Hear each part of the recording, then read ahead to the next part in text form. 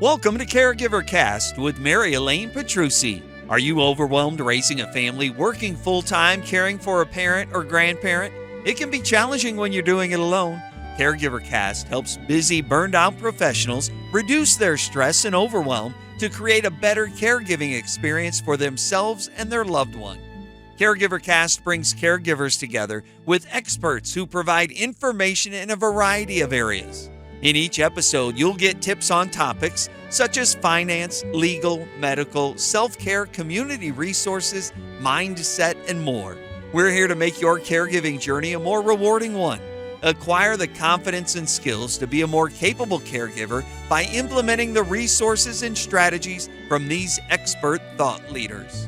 Get a community of support, resources, and strategies for your caregiving journey inside the Caregiver Lifeline community.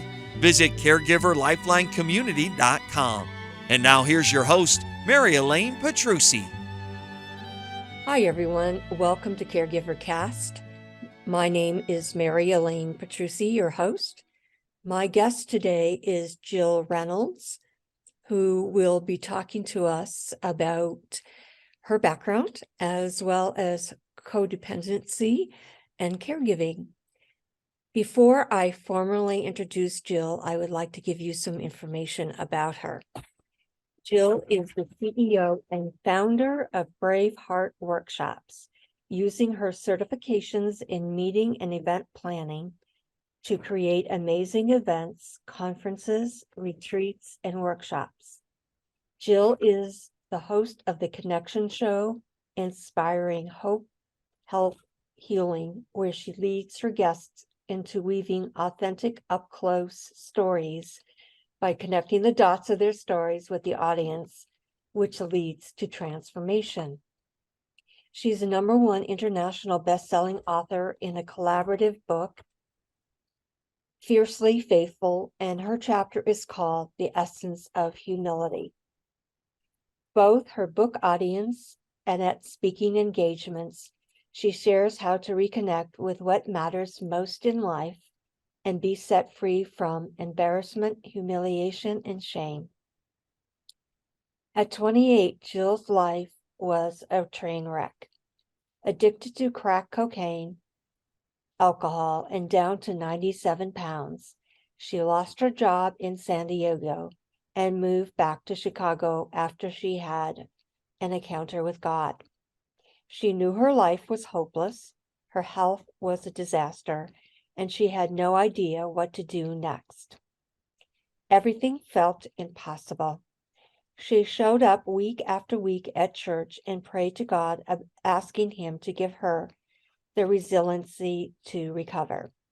Jill believed that doing the hard work of digging into her story and connecting the dots of her own traumatic childhood would bring her hope, health, and healing she desired. The work and resiliency paid off.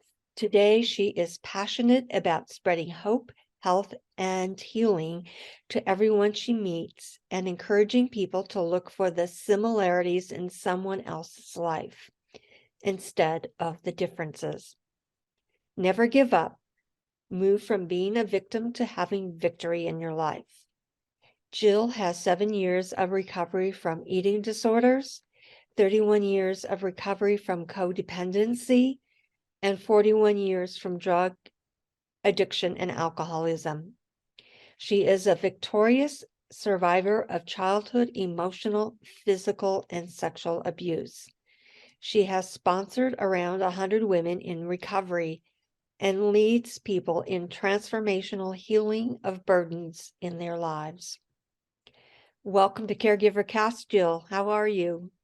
Well, I'm amazingly wonderful. I started the day a little bit sleepy, but I'm getting energized. It's a little rainy here in Branson, Missouri today, so. Okay. Well, we're finally getting some sun here in Colorado. It's been kind of dreary looking outside for the last 2 days, so this has been great. Awesome. Jill, you have such a powerful story. Can you share where you started and let us know how you became part of this codependency and how that's worked into caregiving. Well, thank you so much for the opportunity. And so I always like to begin the story, and I just had the privilege, for everyone knowing, I just had the privilege to interview Mary Elaine on my show. So stay tuned to hear her story. And just like she shared, she started generationally. So for me, I'll start the same way. So my grandparents, my mother's parents, I'll start with my mother's. My grandfather was born in Greece, and my grandma was from Louisiana, and they got married when my grandpa was 30 and my grandma was only 15. And so they had my uncle and my mother quite young. So my grandma, when she had my uncle was 2 years older than my mom. She was only around 16 years old, and had my mom when she was about 18. So very young bride. And my grandfather owned a Greek restaurant in the city of Chicago. And it was a 24-hour restaurant. So he'd been gone quite a bit. And he very controlling Greek man. My grandmother didn't want to be married. And so she left. And in those days, believe it or not, she took off, and my grandpa had my uncle and my mom, and he put them in a boarding home while he worked all the time. Well, on one Halloween, my mom and my uncle went to go visit their mom, who lived in one of those hotel apartment complexes in the city back in the day. And so when she went into the elevator to go to see her mom, the elevator had those old gates. And she was excited, as children do, and she's excited in the elevator, and she was kicking her foot like towards the door, and her foot got caught between the gate and chopped off the toes on one foot. So she had to have surgery, obviously, and she had to be in a wheelchair while she healed. So while in this wheelchair at 7 years old, the man in the boarding home picked her up out of the wheelchair, and he raped her at 7 and said, "If you tell anyone, I'll kill you and your brother."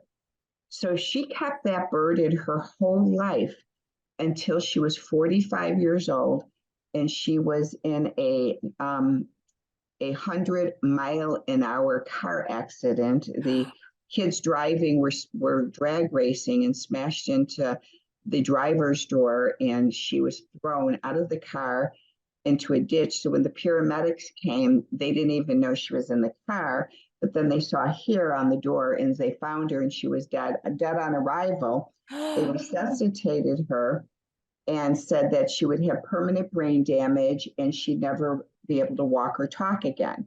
Well, if you knew my mom was a fighter her whole entire life. And so she came out of the coma 3 months later and had to go through rehabilitation. And she needed 24-hour around-the-clock care. So that was my very first caregiving. At that time, and I know I'm fast forwarding it, and I'll go back. At that time she had the accident. I was addicted to cocaine and an alcoholic, and I lived in San Diego. And so I got that phone call at 2 a.m. from my brother. My brother was still living with my mom. He was like 18. I think I was 21, and said, "Mom's been in an accident. We don't know if she's going to survive." And so when they did resuscitate her, and I knew she'd need care, I packed up from San Diego and moved back to help my brother. And we took rotations. He worked 7 to 3. I worked 3 to, but I worked till 2 a.m. as a bartender. So we took shifts. And we took care of my mom. And for anyone who knows anything about head injuries and memory loss, she would go into either anger spells, laughing spells, or crying spells. When she'd go into the crying spell, she'd cry all day long. When she'd go into the anger spell, she'd swear at me and tell me how much she hated my guts, which is my burden from my childhood with my mom, which I'll go back to in a moment. Or she would laugh all day long. And so that's when she did this, her brain regressed and had all these memories. And that's when she told me about this story about being raped and in the wheelchair and she said to me, she goes, do you think it's okay if I'm telling you this? Will he kill me? And I said, Mom, I think he's probably dead by now, because she was 45 years old and the thing happened at 7. I go, you can talk about it. It's okay. So I don't think she ever told anyone till she had her brain injury at 45 years old. Mm. And so as a result of that, and so I'm going to go back to the story again, because I needed to go to that to go back. So when all this occurred then in her life, when she was 17 years old, my uncle had gone off to the war and had been drafted. And my mom was back living with her father. Her parents were divorced. And my grandpa went to Greece on holiday for 2 months. While he was on holiday, he met a woman who was only like 23 or 24 years old. And he was, I don't know, probably in his 60s by this time, or 50s. Wow. He got her pregnant and married her and brought her back to the United States. So here's my mom, who her dad goes away for 2 months, and he walks in the door with a new stepmom who didn't even speak English. And so when my mom would clean, it reminded me of the Cinderella story with the wicked stepsisters. And she would clean the house, and my step grandma would say, no good, no good, no good, Paniata, do again, do again. And so, and here she's pregnant with my uncle, who's my age, now. My uncles are my age. And so she met my father at a dance. My dad was a Fred Astaire dance instructor, and he had been in World War II, in the military, in the Navy, and he got out and he was a dance instructor. She met him, and he fell head over heels in love with my mom and asked her to marry him. And to get out of the house, she said yes, but she really was so emotionally shut down. And I think she just wanted to get away from the insanity of living with this new stepmom. So they got married, and shortly thereafter had my sister. And my sister was that energizing, bubbly little girl who'd run around and talk. And she was just really, really, the eye of every parent, like the kid that every parent loved. And in the interim of having my sister, my father's mother got cancer, and the kids had to take turns taking care of her. And my dad had 2 jobs just to support us. So he wasn't home hardly ever because of 2 jobs and taking care of his mom, helping out. And so I think at that point, my mom was in total despair, having a new child and husband who wasn't home very much and having her own emotional issues. Well, she got pregnant with me. And my sister and I are like a year and a half apart exactly, so with the pregnancy, 6 months later, and then 9 months of pregnancy. Well, the minute I was conceived in the womb, my mom despised me and did not want me. And so from the moment I was pushed out of the birth canal, I see pictures and I have like body memories of never being held. She put me in the crib and leave me in the crib all day long, crying with no attachment. I have pictures of me laying on the bed and she'd hold the bottle out. She wouldn't hold me in her arms and feed me. So the burden that I took on was that, and my mother said it to me till the day she died, is you're double ugly. There's nothing good about you. Who would ever want you? And she would say, but you have the cutest nose. I mean, it was like so craziness. So I grew up believing that there was nothing about me that was attractive or good, and that I was just this totally unwanted person, but I had a cute little nose. That's all. And so that burden stayed with me throughout my life. And then she ended up cheating on my father and having an affair, believe it or not, with the milkman, and got pregnant with my brother. And she never knew for years, till later on when this story came out, when she had her brain damage and she shared the story with me.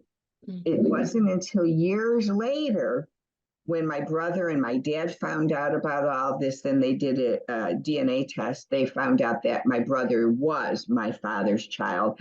But my mom held that burden in all those years, never telling anyone and always wondering who the father was of my brother. So she held that in. So as you can see from all of this insanity in my mom's life, she really developed borderline personality disorder and was really split off, and her emotions were all over the place.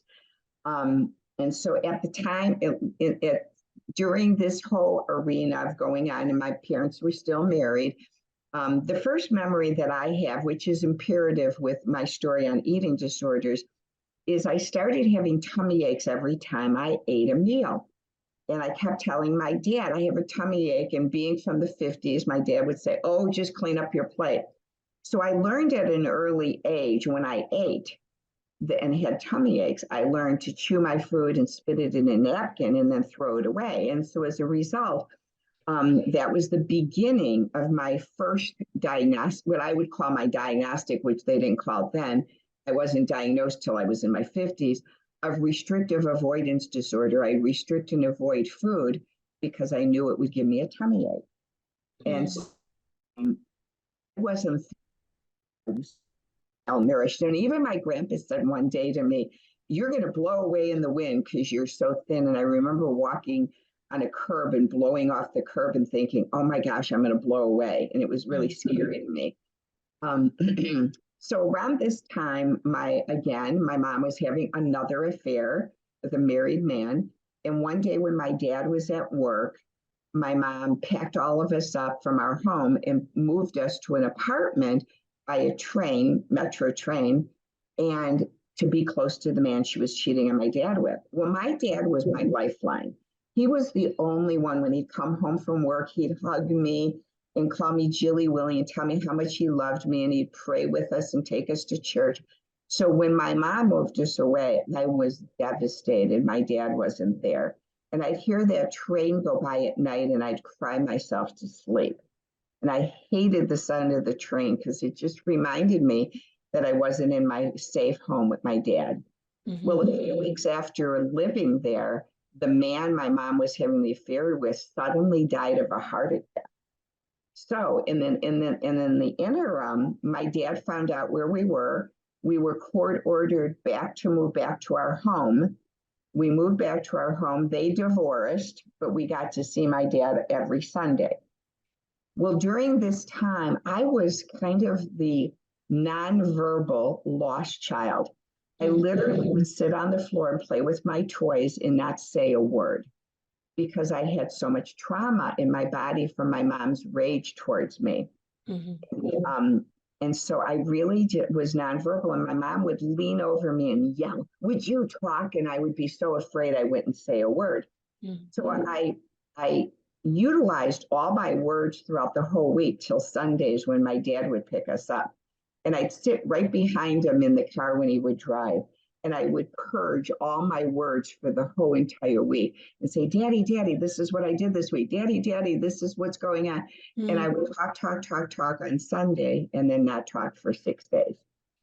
And so it was really a powerful part of my life. Well, when I turned 7, my mom met a man at a shoe store, barely knew him. He asked her to get married, and she married him after only a few months knowing him. Well, he turned out to be an alcoholic, bisexual bigamist who was married to 3 other women.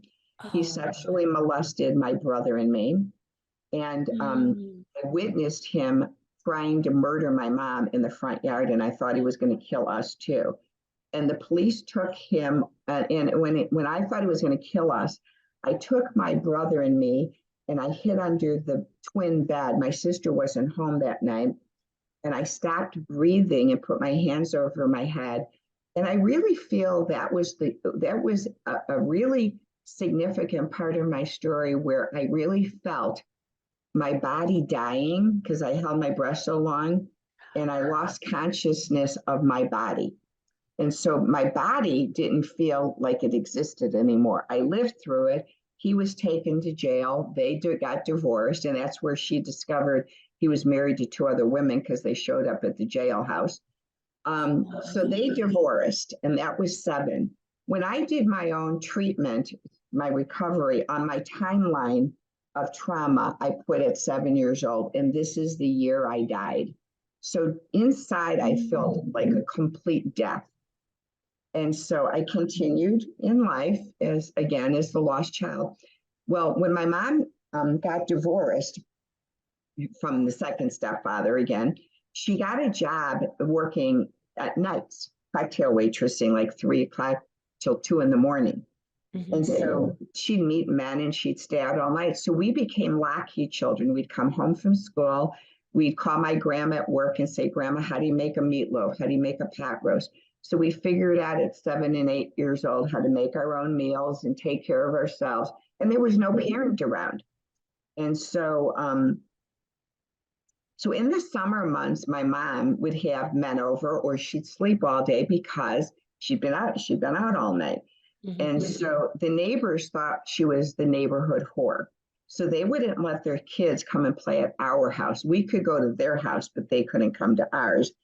And my mom would lock us out of the house the first thing in the morning, and we'd be outside all day with no bathroom, no toilet, and no food.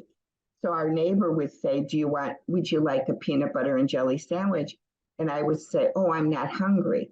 So I learned again with the restrictive avoidance disorder to be able to self-starve because I had so much shame and embarrassment. I was hungry and I didn't want anyone to know.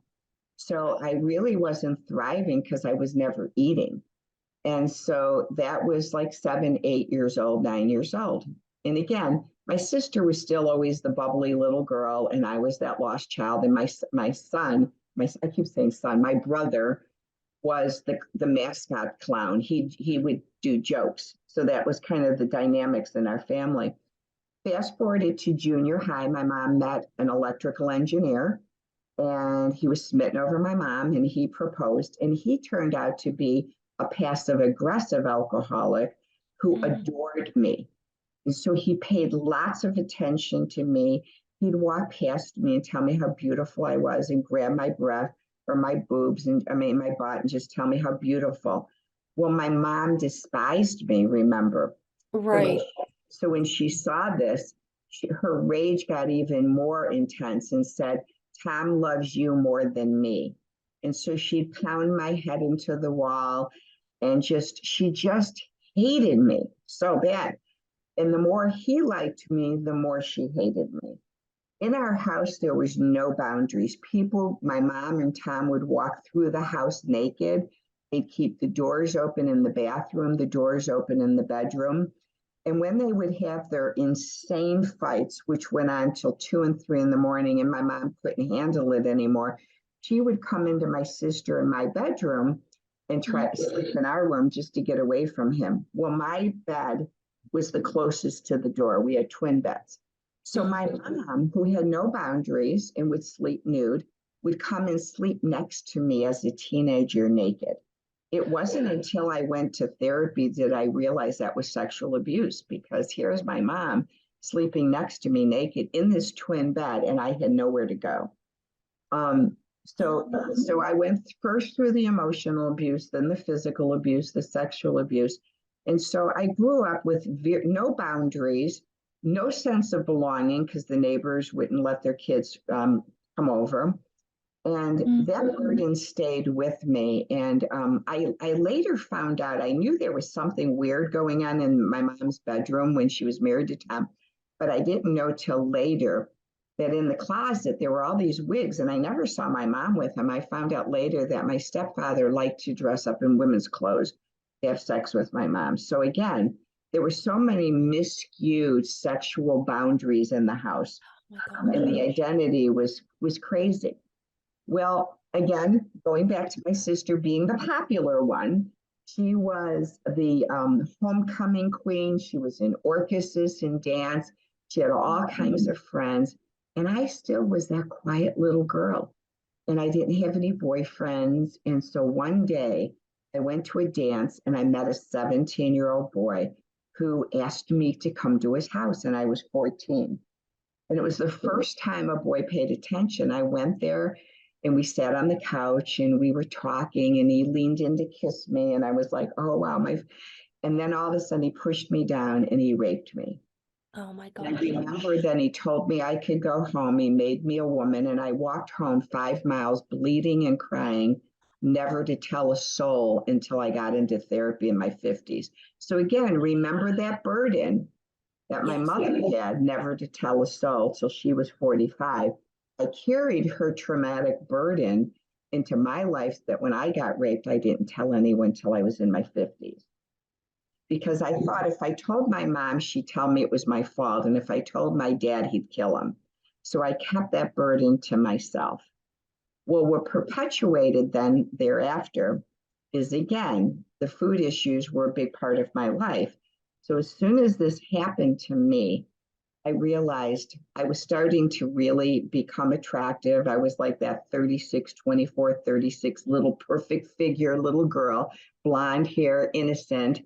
And now my soul was ripped from me with the rape and my innocence gone, unexpected. And so what I did next was I started to take White Cross amphetamine speed so it would make me not eat. And so the more I didn't eat, I thought it would cause me to not develop into a woman. And so I hid behind flannel shirts in blue jeans and chic kicker boots so I wouldn't look feminine. I didn't want anyone to pay attention to me. Well, with all the abuse that I was going through, when I turned about 17 and a half, my stepfather, Tom, had an affair with another woman. He left my mom, and I witnessed her having a nervous breakdown. And again, caretaker and me, I was with her and had to take her by ambulance as she was hitting her head into the wall. And she was saying, he laughed, he laughed. And I had to take her to the psychiatric ward and admit her into psychiatric.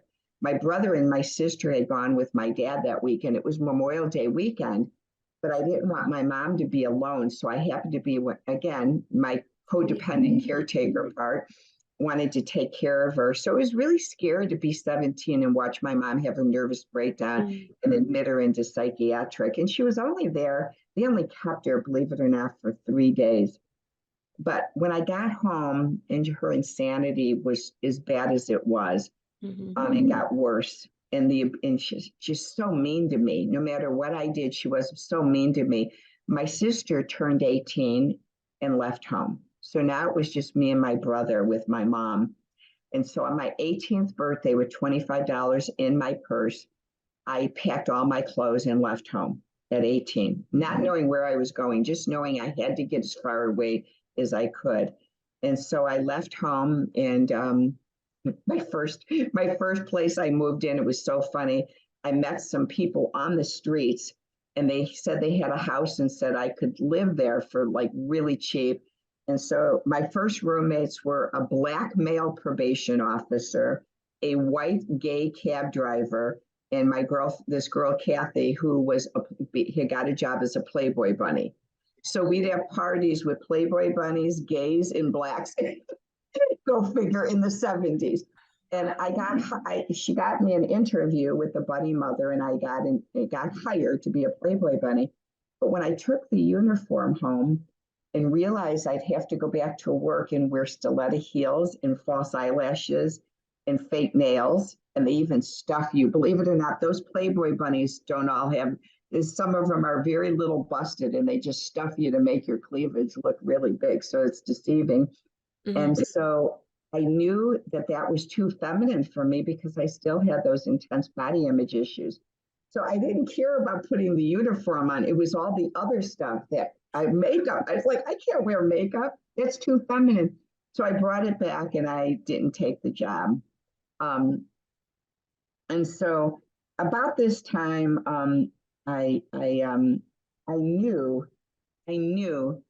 one of my favorite bands of the 70s was Emerson, Lake and Palmer. And so the concert was sold out. So Kathy and I went and walked by the bouncer backstage, and she flashed her Playboy ID. So we got in backstage, and one of the road crew from Emerson, Lake and Palmer was smitten over me and wanted to date me, and actually wanted to marry me too after we were together for like a year. And I didn't want to get married, and he wanted me to go live with him in Arkansas, with Black Oak, Arkansas, the band. And So I ended up doing, just saying, this isn't the life I want. So I hitchhiked and ended up going to Arizona and living with my girlfriend for about 7 months. And I met another girl in Arizona named Michelle, and she wanted to hitchhike. So her and I hitchhiked up the coast of California through the redwood forests, and we would go into bars and play pool to make enough money just to have something to eat, because we were like pool sharks. And then we ended up in Portland, Oregon, and we met a group of people who lived in a big house. And I lived there with the guy I met for about 7 months. And then Michelle got sick and wanted to go back to San Diego to be by her mom. So I ended up in San Diego. And so I got to San Diego and was at a bar one night and met a guy, and I was head over heels over him, started to date him, and he was a surfer who was a cocaine dealer. So I started to date Michael, and when I dated him, I wasn't doing that much drugs yet. I mean, in high school, I had done every drug you can think of: acid, peyote buttons, marijuana, quaaludes, everything. And then when I got to San Diego, by this time, I was only just doing a little bit of drugs here and there, drinking a little bit. But then did one line of Coke, and I said, this is the drug I want, because it made me talk and it made me feel more in my own. So I started to do that. I ended up, a girl that I met, because again, when I got into that music business, a girl I met was moving to San Diego, and she was going to be the disc jockey in San Diego. So she was my roommate, and I got into radio. I ended up being a promotion assistant at the #1 rock and roll radio station, and she emceed all the concerts. So we got backstage to every concert you can think of in the 70s, Fleetwood Mac. I taught Stevie Nicks how to do Tai Chi backstage. So we were partying with all the rock and roll stars of the 70s. And so through all of this, then I started doing more and more and more and more cocaine. And it got really crazy, where there started to be group sex, and just everything was so distorted in my life. And I met a guy who owned a bar, and he asked me out, and found out it was the #1 strip joint in San Diego, all nude. And when he said, it's not what you think it is. And I thought they were all prostitutes. Well, I went there to find out that the women that worked there were all college educated. One was a nurse, one was a therapist. I mean, very, very highly educated women who weren't making enough money in their careers. So they danced 2 or 3 nights a week and make enough money for the whole month. And made more money dancing than their careers, but then they'd go to their careers by day and dance nude at night. And so these were some of the most beautiful women you'd ever want to see. Miss Nude World worked there. So before you knew it, I was dancing and making so much money I could pay cash for a car within like 6 months. The money was unbelievable. But what I didn't know until later on in my life, it gave me power, because they wouldn't have let those men could not touch us. But I could entice them by dancing naked. So it was me getting back at the men who had abused me all those years, and acting out my sexual abuse by having power. But after 4 years of doing this, I felt like I was just losing my soul. And people that don't understand dancing, it takes away physical, emotional, sexual, spiritual energy from you, and you're so depleted. And so by this time, I then went to work at another bar, and the use of cocaine got worse and worse. Now, we started back in the 70s. Richard Pryor used to do freebasing of cocaine, which is now what they call crack cocaine. So we started freebasing it, and it got really, really bad. I mean, we were really, really bad. And one night, my girlfriend, Michelle, her and I were roommates by this time. She said, hey, Jill, I just heard about this church that has the pastor is a recovered heroin addict, and it's supposed to be really cool. You want to go with me and we'll check it out? We were so addicted to cocaine. So we did what any normal person on cocaine would do going to church. We snorted cocaine and went to church. And I say that in just because it was so funny, getting high and we're going to go to church. So we went to this church in San Diego called Calvary Chapel. And it was it was a satellite church of the Costa Mesa Calvary Chapel that Chuck Smith started, which, if anyone's gone to see Jesus Revolution these last few weeks, is the story about Chuck Smith starting Calvary Chapel. So this church we went to, Mike McIntosh was the pastor and recovered heroin addict. And I'm sitting in the back row of the church with about 60 other people. And Mike said at the end of the service, he goes, "The Lord's told me that someone in the last row is supposed to come forward and accept Jesus today." And my knee twitched a little bit. I pushed it down thinking, oh, that's the Coke. A minute later, Mike said, "The Lord said we can't go on unless this person comes forward today." And my both knees started to jump. I didn't do anything. I'm like, wow, I did that Coke an hour ago. Why are my legs twitching? And he said it one more time. He said, "We can't conclude the service till this person comes forward." My legs just started jumping like crazy. And I ran to the front, started crying, and gave my life to the Lord. Well, I went home and I prayed every single night for like 5 months. "God, if you came into my heart, please help me to get clean and sober," because I didn't know anyone clean or sober. All my friends were addicts. It got so bad that one night we were doing freebase and someone pulled out a gun and said, "I want that last hit. And if I can't get it, I'll kill you all." And I remember going, we are nuts. And I got to a place that when I would drive to work, I couldn't remember the exit to take because my brain was shutting down because I was living on one bowl of cereal for 5 years. I was so anorexic. My eyes were sunken in. I was down to 97 pounds. And my life was totally, totally out of control.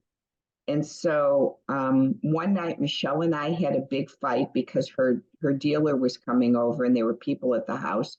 So her and I had a big fight. I got a tubulation infection and the doctors told me to stay off my feet. And I called work and they fired me because they said I was so high. So instead of freaking out, I had the most unbelievable peace that surpasses all understanding come over me. And I felt God saying, "Get in your car and leave San Diego and move back to Chicago." Well, I had mentioned my mom's car accident earlier. And so about this time, my mom had settled on her car accident and she bought 2 condominiums in November and she hadn't rented them. So she said I could take one of them and live in it for a month without having to pay rent. I got hired as a bartender. While working at this bar, someone at the bar talked about a church that had just started down the street. And it sounded similar to that church I had gotten saved at. So the next morning, I got home at 2 a.m. The next morning, I went to church and started to go to church every single week. And as I did, the desire to use drugs started to leave me. And the desire to sleep around with different men started to leave me. And so I started to go to church and during this time, as I was processing this, I met a guy one time, got high with him, had sex with him, and never saw him again. And so that was my pattern back in those days. I would sleep with guys to have free drugs. And so I'm going to church. My life is getting better. I'm in Bible studies. And then one day I get a phone call from that guy that I hadn't seen. And he said, "Hey, I got some really good Coke. Can I come over?" And I said, "Joey, I'm not doing drugs anymore and sleeping around." And he said, "Why?" And I said, "Well, because I found God." And so he said, "Well, can I come over so you can tell me about God?" So like a new Christian, I invited him on over. And I tell you, to me, he was like Satan walking in the door. He walked in and he poured out his vial of cocaine onto my coffee table and said, "It's there in case you want it." And so I ended up slipping that night and doing the Coke. And he wanted sex. And I said, "I can't because I'm not on birth control." He said, "Don't worry, I've had a vasectomy." So I ended up sleeping with him and 4 weeks later missed my period and was pregnant. So now I was at that crossing roads as a Christian, now being pregnant. And in that time that I was using back in San Diego and I was dating Michael, I'd gotten pregnant twice with him and had 2 abortions. The second abortion I had was so traumatic that at 60 miles an hour, I almost jumped out of the car to commit suicide because I was so traumatized with knowing I was yet to take another baby's life. And so this time I was at that crossroads with my 3rd pregnancy as an unmarried woman. And I tried to reason with God and say, God, can I just have one more abortion? I promise I'll never do this again because I'm so embarrassed, humiliated, and ashamed. And I don't want my friends at church to know I had sex. So if I can just take care of this abortion, no one will know. Well, 3 days before the abortion, I felt God telling me to take a bath and turn off the lights and put candles on. As I laid in the tub, crying out to God, I could visually in my eyes see Jesus walking down the path on his way to be crucified. And as he was walking down the path, he was being ridiculed, mocked, he was being spat at. And as he fell to the ground with the cross bleeding, he looked at me and said, Jill, why do you care what man thinks of you when I suffered more embarrassment, humiliation, and shame than anyone in the world has ever faced? And I did it all for you. The next day, I canceled my abortion, and that's what my Fiercely Faithful chapter is about, called The Essence of Humility. And so I went forward and had my son. I was considering adoption, but in the 11th hour decided to parent. And so my son is now 40 years old, and I have 3 amazing grandkids, one of the best decisions of my life. But one of the reasons it was so impactful is that convicted me never to pick up another drug or drink again. So that's why I know I'm 41 years sober, because he's 40 years old, so I can keep track of that. Well, in the midst of all of this recovery, I started going to AA meetings and started to unpeel the onions of all my trauma in my life. That's why I have my story so much, because I've done so much therapy on it. Well, in the midst of all this, 10 years into my recovery, my sister's first husband, who was an alcoholic, my sister asked me to watch the kids so she could go visit my mom, who is now living in Las Vegas. So I watched the kids, and we went over to the house to get the mail. And when I walked in the door, it reeked. And I walked around the corner, and my brother-in-law was on the ground, and he had died of cirrhosis of the liver at 32 years old. And so when he died, the minute we called my sister, and so here's my first caregiver story. I took my sister and her 2 kids in to live with us while they could fix up the house because it reeked, and sell it, and then get them back on their feet. So they stayed with me for a couple of months, and I helped her to get back on her feet. And then I sold where I was living. I got a condominium next door. So we were living next door to each other. And then she met a guy about a year later who wanted to get married. Well, as soon as she said she was getting married, it was so weird that I did not know at that time, Mary Elaine, how codependent I had come as a caregiver. And my identity was in caregiving. So the minute she didn't need me anymore, I fell apart. It was like my identity was gone, and I was like, nobody needs me. Because I'd gone through my whole life wanting to be needed and wanted. Right. And so the minute it happened, I had a psychiatric breakdown. And back in those days, there were treatment centers for codependency. So I admitted myself into treatment for 30 days, and I worked intensely on my codependency. Wow. While I was in treatment, it was so profound. It was in Miami, Oklahoma, at a little Baptist hospital.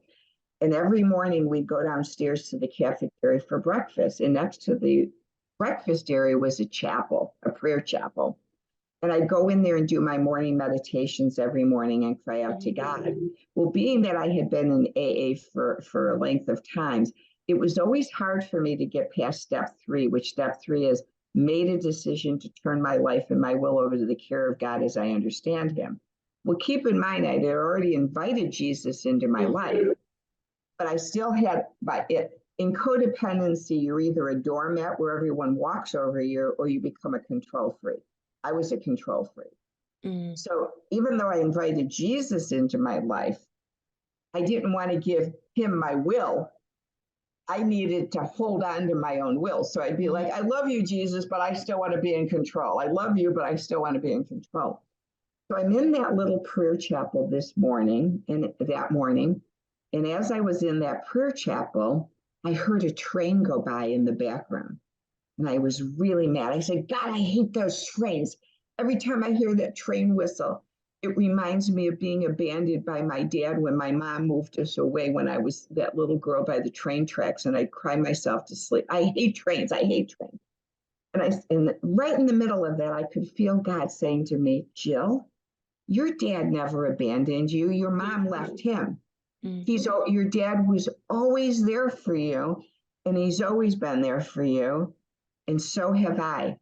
I'll never leave you. I'll never abandon you. So right in the middle of that little chapel, I put up my hands and said, I surrender all. And I turned my will over to God. And it was amazing, the transformation then that took place in my life. Fast forward that story. I'm about to be authored in another collaborative book with this story called Train Whistle.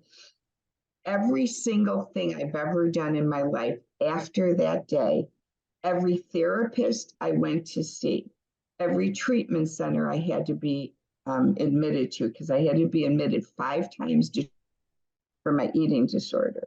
The one center I went to was in Wickenburg, Arizona, in the middle of a desert. I'm in the middle of doing trauma therapy, and a train whistle goes by, and I'm like, where is a train in the middle of a desert? And it was God saying, I told you I never leave you. I'm here in the midst of your trauma. I go to treatment another time on 500 acres, this beautiful, beautiful property.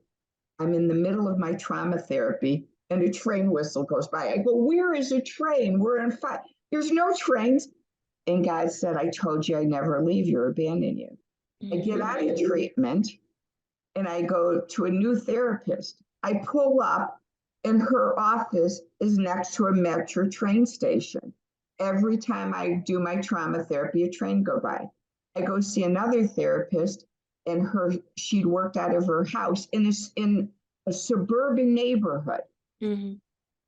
I get a block from her house, and I go over train tracks, and I go, oh, I guess God's going to be here for me when I do more trauma therapy.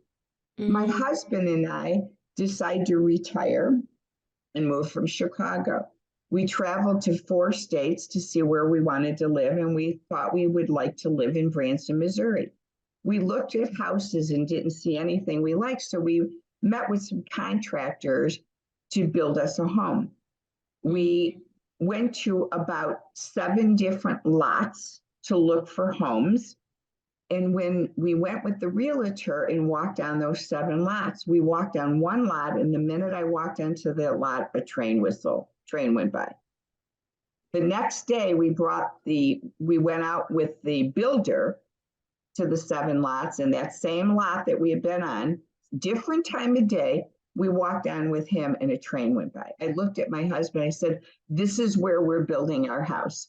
So we built our home, and every night the train goes by, and God says, I told you I'd never leave you or abandon you.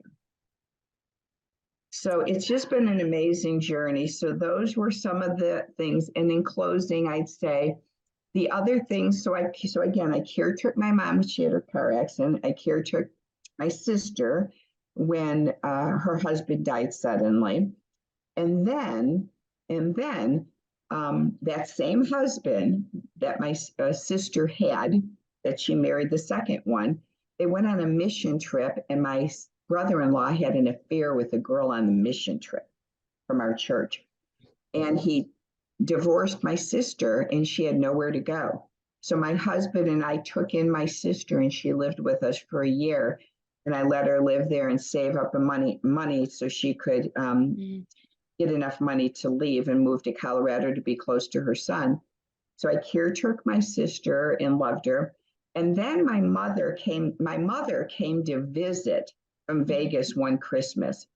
And it's funny because my mom adored my sister and my brother despised me, but they never would let her stay with them when she came to town. Oh my gosh. Who would let her stay? Me, the codependent.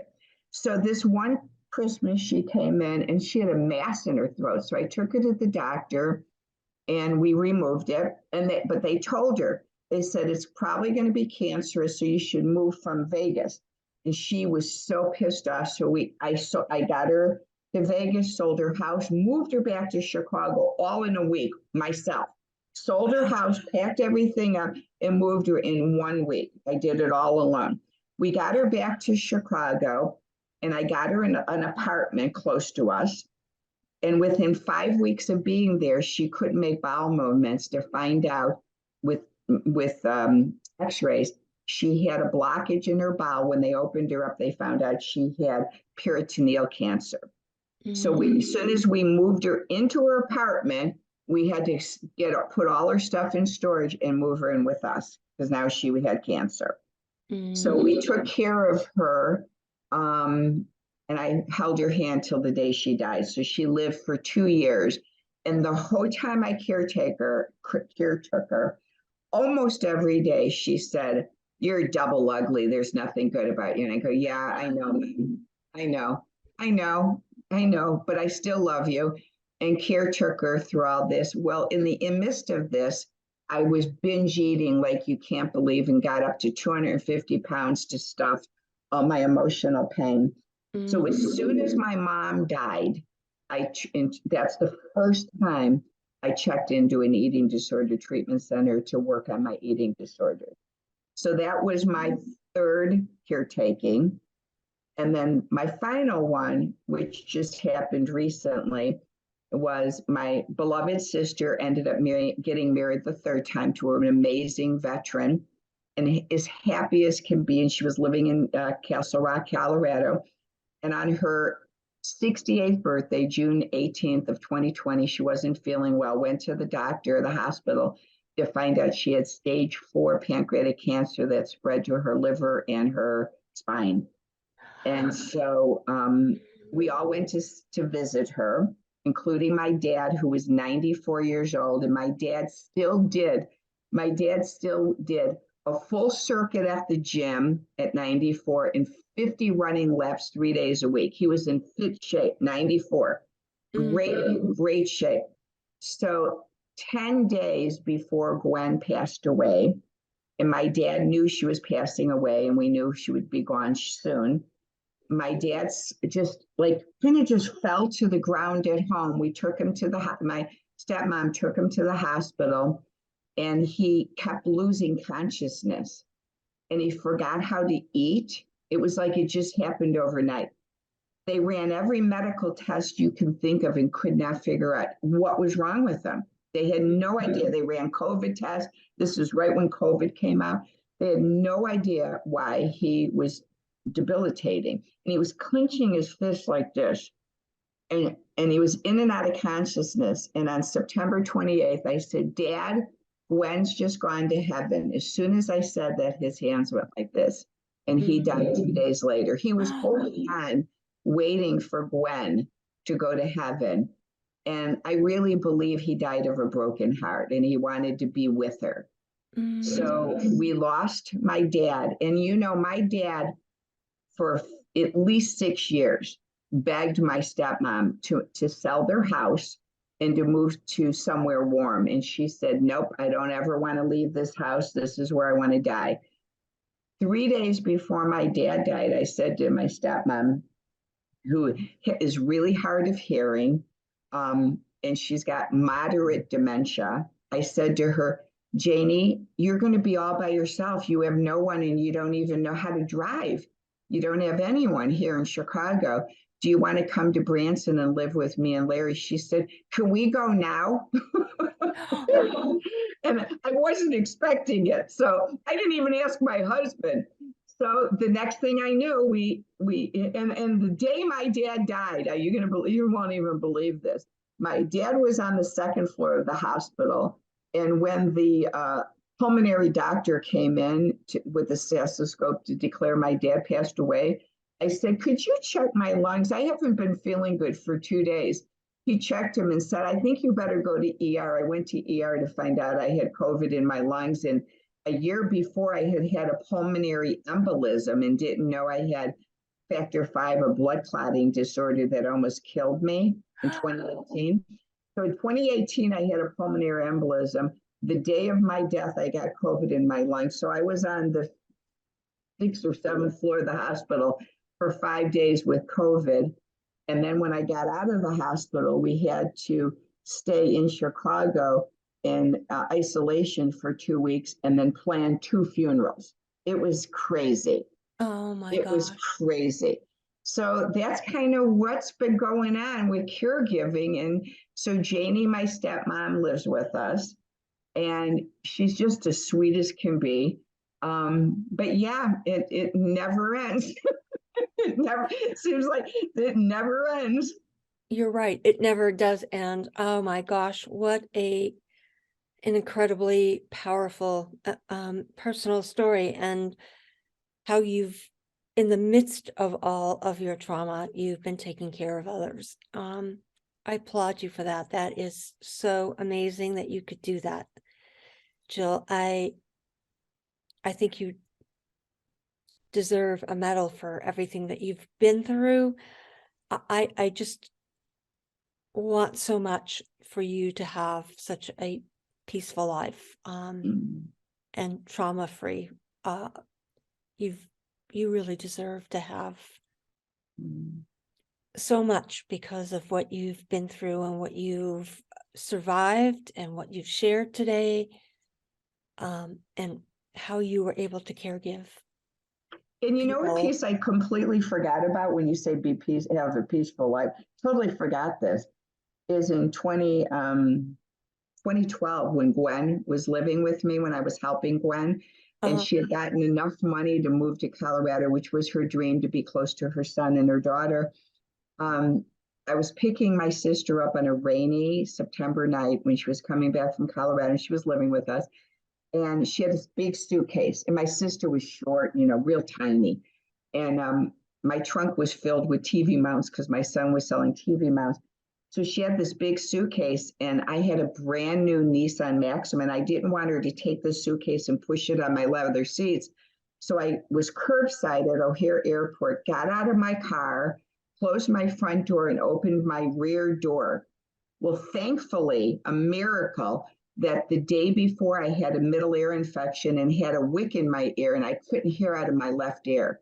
So as I was leaning inside of my car like this, bent over, pulling her suitcase in, a car driving in traffic must have looked at the curb for who she was picking up. It was a 70-year-old woman who barely drove. She was borrowing her neighbor's car. She looked at the curb, and instead of her car going straight, it swerved into my open car door at about 20 to 30 miles an hour. And as I bent over, and my sister's bent over, she hits us, and my body's going. So the adrenaline in my body was such that the police kept saying, ma'am, can I call an ambulance? And I kept crying, saying, I'm not hurt. My car's hurt. She hurt my car because it was a big car. And I drove home. And the next day, I almost fell down the stairs. I had to have 2 new knees and a new hip. And the first knee, I contracted a cellulitis infection and a staph infection, and had to have a PICC line and be on antibiotics for like 5 months. And then when they put my hip in, which was like 8 months later, because they had to do it in stages, instead of putting a normal ball joint, they put one 2 times bigger. And instead of putting it here, they put it on top of my piriformis muscle. I think because my pelvis was so shattered inside, and so they never told me they did this. And I kept telling the doctor, why am I not getting better? My leg is killing me. To find out that my piriformis muscle shut down. So my right leg feels like I have a 100-pound weight on it. And now I can only stand for like 10 minutes and walk about 2 blocks without being excruciating pain, because my whole pelvis is tilted by an inch. So yes, indeed, I love what you said about, having peace, but man, I can barely sleep at night. The pain is excruciating. Oh my gosh. So how do you make it through every day then in such pain? Can they repair the hip? No, because he said that because it's been on there so long, if they took it off the ball joint, off of the piriformis muscle, my piriformis muscle would be like a rubber band. It would collapse and I would have to be in a wheelchair. So I can maybe get it fixed and be out of pain, but I would be in a wheelchair and wouldn't be able to walk again. So it's like, don't walk ever again, be in pain. Don't walk or be in pain. Oh my gosh. So I just push through it. It's hard, but I push through it. Yeah, Jill, you are really totally amazing. I admire you so much for living through all that and still living with the pain of from that accident. Wow. Thank you. Thank you so much for sharing. It's been an amazing talk. Thank you so much. Well, before we end, I would love to invite your audience because it really is a passion for me. Is being that I'm a meeting and event planner, I just have this vision in my mind's eye from God, Mary Elaine, that in this world today, our children are so lost. They're becoming more and more lost so much with all the craziness going on with cancel culture and schools telling kids they can be whatever gender they want. Even today at breakfast, a man that my husband had breakfast with said that this one girl in school wants to be a cat. And so her parents are asking the school to be able to put a box in the classroom so she could go to the bathroom. And I mean, these are insane. And the parents are insane. Oh my gosh. A parent would say, can my kid have a litter box? So, I mean, I just have such a heart for our kids today. So I want to do an event in Branson. I think it'll be in June. I'm still trying to work out the details, but if you follow me on my website, which is braveheartworkshops.com, workshops is with an S, Braveheart Workshops, you'll see it posted there in the next few weeks. I want to do an event in Branson called Resilient Bravehearts. I got that because one of my therapists said I was one of the most resilient patients she'd ever met in her entire life. She goes, if I had clients that were as resilient as you, I'd be out of business. So I want to do a event called Resilient Bravehearts for such a time as this, because Branson is got a play in town this month all the way through December of the book of Esther, and she was fearless and courageous, and for such a time as this, she saved the Jewish people from death. And so we're going to have it here in Branson for women, and we want to focus on tweens, teens, and college students, but we need all women to come together with your wisdom, and you'll learn too. And we want to have talks on career development, leadership skills, overcoming codependency, overcoming suicide ideation that the kids have, overcoming cutting. Kids today are cutting because they feel so dead, overcoming addictions and anxiety, depression. So it's going to be a whole Friday and Saturday of amazing talks and breakout sessions. And we need all of you guys to come. But this is what I was given to, and I'm just so excited. I was given that on Sunday, then and for the whole event, we'll invite them. But on Sunday, we're going to honor them. Is we want to invite the homeless women in Branson, homeless, domestic violence, and recovered addicts, and love on them for the whole weekend. And on Sunday, we're asking practitioners in Branson that are hairstylists, manicure, pedicures, massage therapists, estheticians to do makeovers for these amazing girls that never get loved on, and then throw a feast for them. So I am in need of sponsors of this event because I'm 69 years old and I don't have any money, but I want to do this. So if any of you have the means to sponsor a table to make this happen, we're going to need between $8,000 to $10,000 to pull it off. So I need sponsors to sponsor the event. So if anybody wants to sponsor it, And anybody that wants to attend, we're going to make the tickets very affordable. Like I want to say like $50 a ticket for the whole weekend. Wow. Sounds like an incredible event. Thank you so much for offering that to my audience. Thank you so much. I hope they can come and love on the teens and tweens so that they can become healthier and more resilient like you. Thank you so much for having me. And if you can't attend, but you want to sponsor, we'd love for you to do that. You can even sponsor $50, $100 for these people to this population to come because they might not have the money to attend. Oh, thank you. Yes. I hope we can help you out in this workshop because it sounds amazing that you're going to be helping so many people and so many tweens and teens. So thank you so much. Well, thank you so much for having me today. I really, really am grateful I got to meet you. I am too. And thank you again for having me on your podcast. So thank you for sharing.